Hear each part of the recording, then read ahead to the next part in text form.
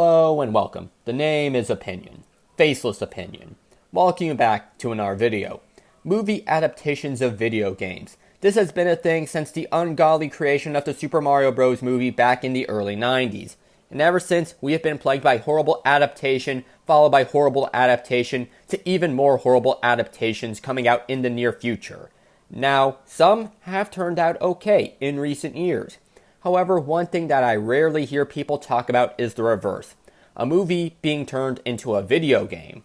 And just like their counterparts, they don't really do that well either. Now, there are some movies I can understand being made into a game, especially if it's a movie that's kind of a big deal. One thing that comes to mind would be a series like James Bond. I mean, who wouldn't want to play as the legendary 007? And he has had a fair share of games going as far back as the 80s, believe it or not. I think the most popular of all those games would have to be the 1997 GoldenEye game, which makes sense since the GoldenEye movie was incredibly popular. But we aren't here to talk about GoldenEye. No, we're here to talk about a different game that was based off of a different movie. And that would be Quantum of Solace. Yes, if you did not know, they made a game off the movie that many people consider to be Daniel Craig's worst outing as the character. But that is the movie. How does the game stack up? 007 Quantum of Solace was a first-person shooter game made by Treyarch. It was released in 2008 and came out around the same time as the movie it shares its name with. So given that it was based from the Quantum of Solace movie, logically it would follow the plot of the movie, right? Well, yes and no. Kind of. It's weird. It does follow some of the events of the movie, but also throws in some stuff from Casino Royale, the movie that came before Quantum. And when I mean some stuff, in actuality, I mean all of it. To give you an idea, there are 15 missions total in this game. 5 of them pertain to Quantum of Solace, while 10 of them focus on Casino Royale. You heard that right. Casino Royale makes up 2/3 of this game's plot. And I use the term loosely, but we'll get to that soon enough. Explain this to me. If Casino Royale was going to play such a large part into this game, why in the hell is it called Quantum of Solace?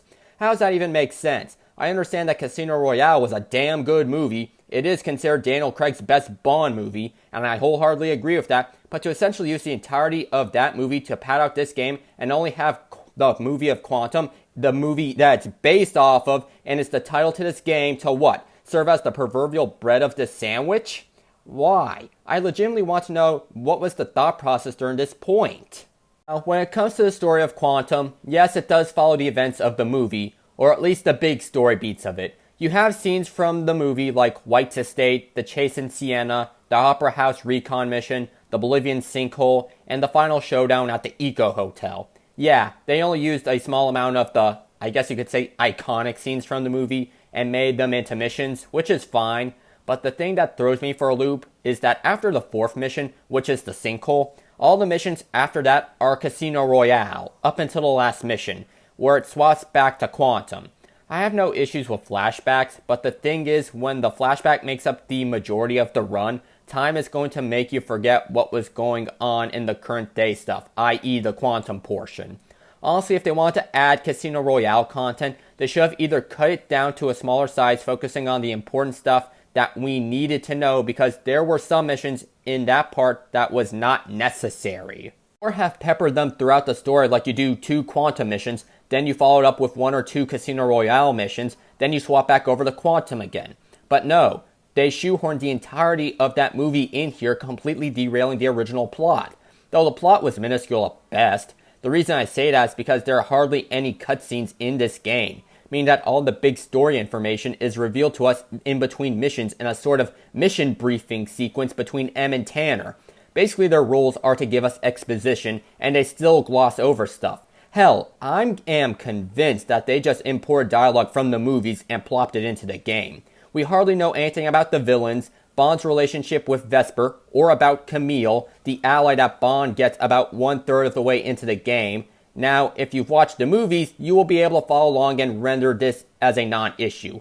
However, if you are a person who has not watched the movies, I'm 99% sure that you're not going to be able to follow the story, because the story is effectively broken. Now, an argument can be made saying that the developers were not going to be able to implement all of Quantum of Solace into a game form because either it wasn't long enough or some parts weren't interesting enough to adapt. Which is why they did what they did and had to add in Casino Royale elements. That is a fair point. I will give some leeway with creative liberty. And some of the stuff they added in I thought was good, like having to fight White's guards as a state, the Opera House recon, and the fight you get with the Bolivian military were good additions, which fleshed out the Quantum side of the story.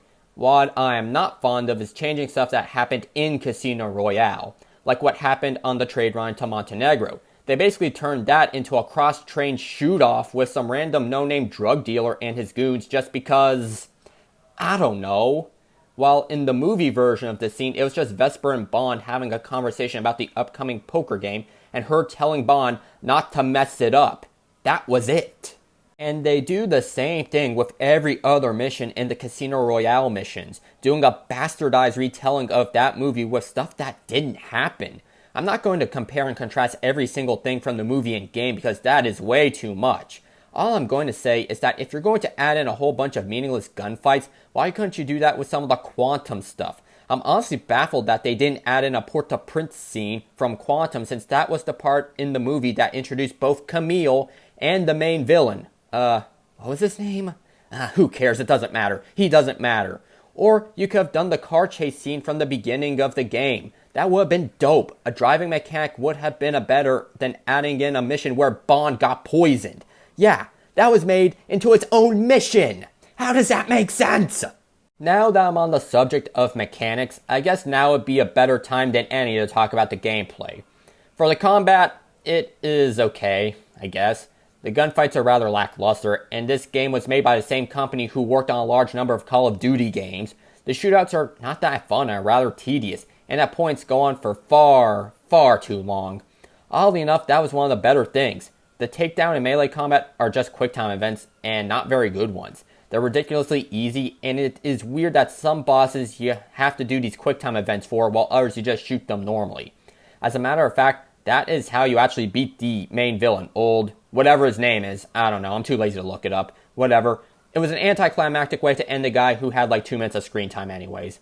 When it comes to the collectibles, the cell phones that you find spread throughout the missions, they are not important. They just show random text logs and images that don't matter.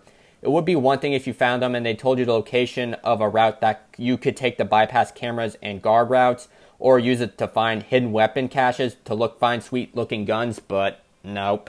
They are insignificant, but I would be willing to overlook everything that I just complained about if the game didn't look like total dog shit.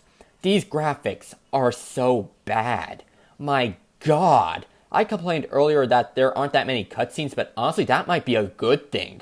James Bond looks like a frickin' munchkin. Don't even get me started on his hands when he's holding any type of weapon.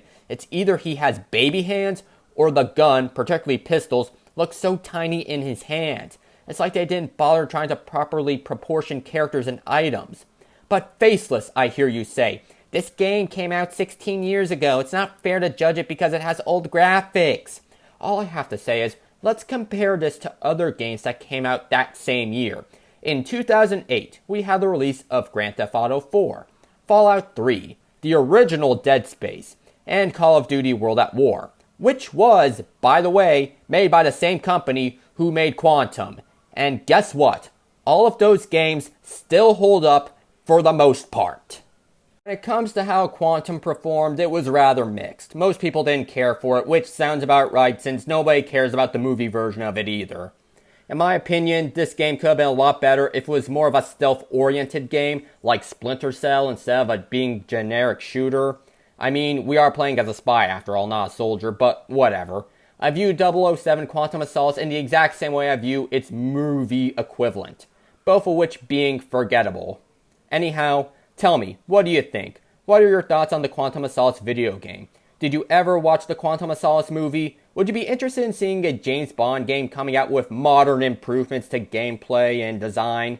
Tell me in the comment section down below. If you enjoyed the video, leave a like and subscribe. Until next time, I'll catch you all on the flip side.